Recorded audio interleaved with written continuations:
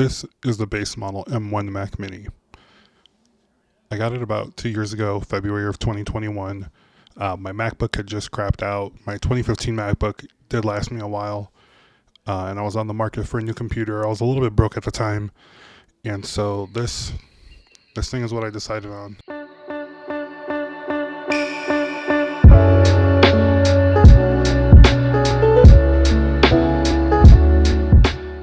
At the time, I was in a crunch and simply just needed a computer I could work from. Little did I know that I'd have my mind blown. Editing drone footage and other types of video files that used to be kind of tough to work from on my old MacBook.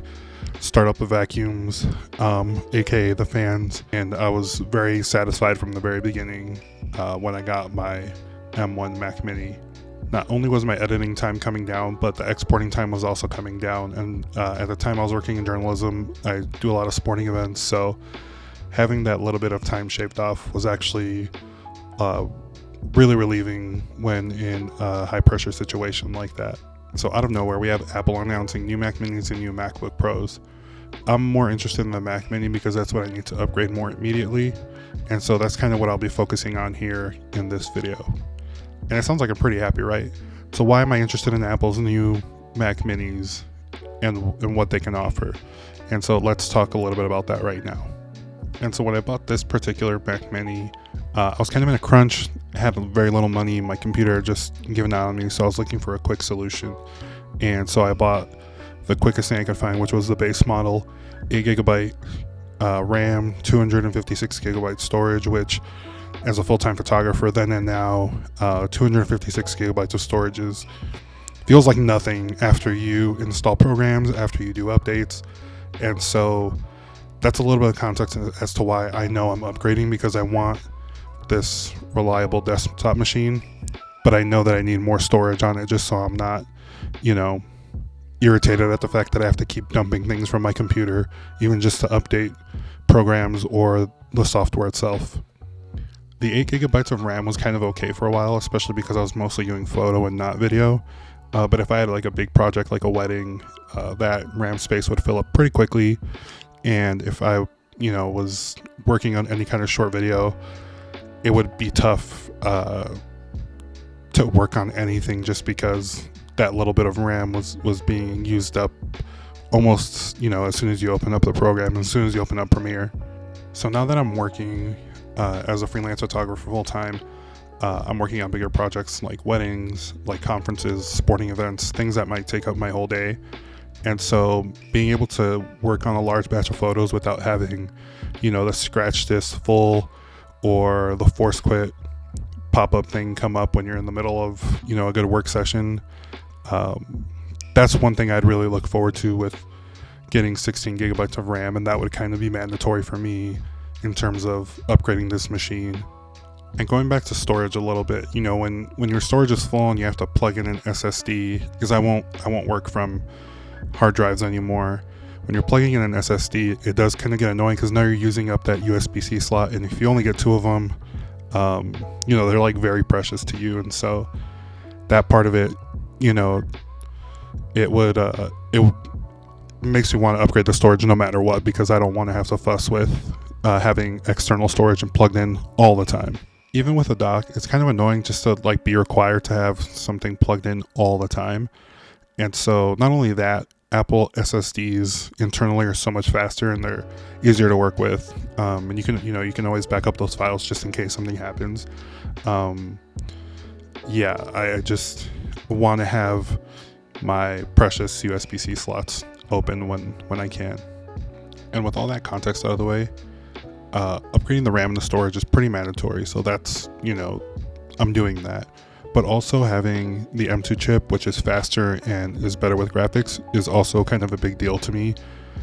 Over the last year, I've gotten more into video editing, doing these YouTube videos and assisting on some video editing projects with friends. So being able to work with graphics better, export quicker, just little things that I can do better or that would save me time, potentially saving my clients money as well, is kind of a big deal. So I'm ready to do that part too, just so I can get through these video edits a little bit quicker, make them more intricate, more graphics heavy, and introduce, a higher level of editing into my projects.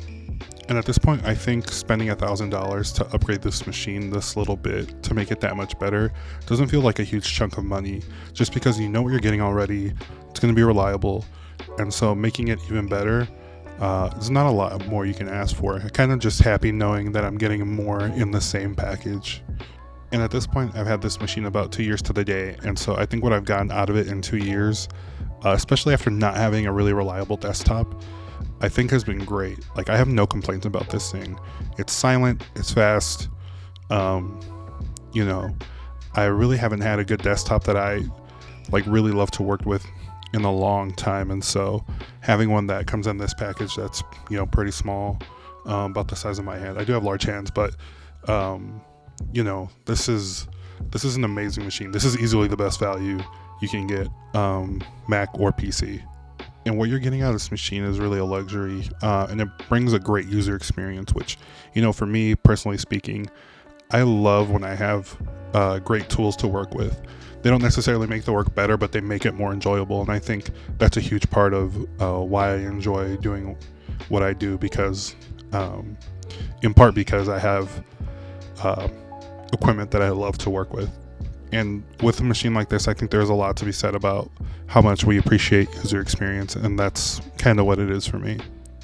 And now we're moving on to M2 versus M2 Pro, which is really where this conversation is getting difficult for me in terms of trying to pick something and deciding on what I'm going to want.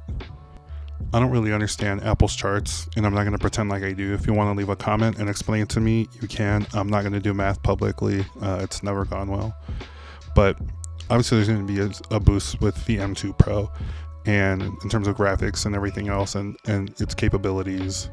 And so that's kind of where I'm like, okay, what am I really looking for here? And so weighing the cost versus the performance, that's where it kind of gets tough for me, because it'll feel like, okay, maybe I'm spending $1,000 on this machine ish, right around, but the extra 300, I don't know if I can justify that long term. Maybe if I'm trying to future proof my gear, but that jump feels a little bit bigger. And even at that price, I'd get the things that I want, so I'd be kind of happy with that, but I'm just still really unsure. And at this point, just kind of thinking of what my professional needs are, you know, I kind of don't know if I can really justify going up to the M2 Pro. I don't know what would be in it for me there. I'd really have to see like a lot more of the performance and have it explained to me in like a 5-year-old to really be like, okay, I can invest in this long term and be happy with it. And so even thinking about the two base models here, I look at the M2 Pro and it's more than double what the base model M2 Mac Mini would cost. And that, in my mind, it seems like, okay, am I really getting double the performance, or what? Well, you know, what is the part of it that makes it worth double the money there?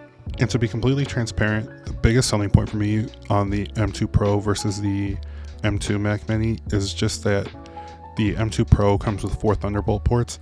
That's kind of a big deal for me in case I'm ingesting, you know, 2 or 3 cards. I need an external plugged in, or maybe I need 3 cards plugged in because I'm going straight to the hard drive. Any of those things, you know, those extra ports would be super helpful just to be able to be more productive all at one time. Maybe even connect another monitor if that's something I wanted to do. That's actually one thing that's really weighing on me heavily, is just that, like, man, do I need another 2 slots? I'm not even interested in the SD card slot that the Mac Studio has. I can get really fast UHS 2 card readers that are amazing, that are like $20. And so I keep thinking about those things, and it's like, okay, is it like really going to up my workflow to where we're like working, you know, multiple times more quickly or exponentially more quickly than if we just go with like a standard 2 USB thing where we have 1 external, 1 card reader, and that's all we're doing at one time. And so thinking about those things a lot as a photographer, videographer, content creator, all those things. And again, it's really about weighing convenience, because, you know, I don't want to plug in docks. I don't want to have extra things hooked up. If I can just have my Mac Mini plugged in, monitor, keyboard, all those things pretty simply, and just be ready to go without any extra cables, that little bit of convenience might be worth that extra money for me if I really wanted to do that. And so just to summarize my final thoughts, you know, I know I'm getting a new M2 Mac Mini in some way, shape, form, or fashion. I know it's gonna have 16 gigs of RAM. I know it's gonna have at least 512 gigabytes of storage. It's just a matter of it being M2 Pro or M2. Weighing the ratios of the cost to performance are really gonna be on my mind the next few days. It's not something I want to stress out about, but it's something that, you always want to make the right choice when you're buying a product like this. I think it's hard to go wrong, but I think, I just don't want to leave that little bit of doubt in between yes or no when I'm deciding to buy this product. What I will say is that I know I'm getting a great machine no matter what, no matter what. It's going to be reliable. It's going to be quiet. I've never even heard a fan turn on this thing. I've never heard it make a noise.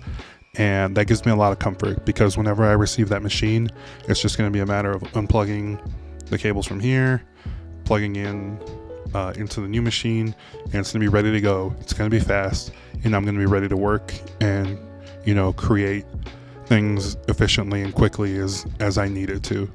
And if you're a creator looking for their first computer to, really be able to make projects on, I think, if you go with the baseline 8GB Mac Mini, you're going to be in wonderful shape. If you have the money to upgrade either RAM or storage, either one is going to be great for you.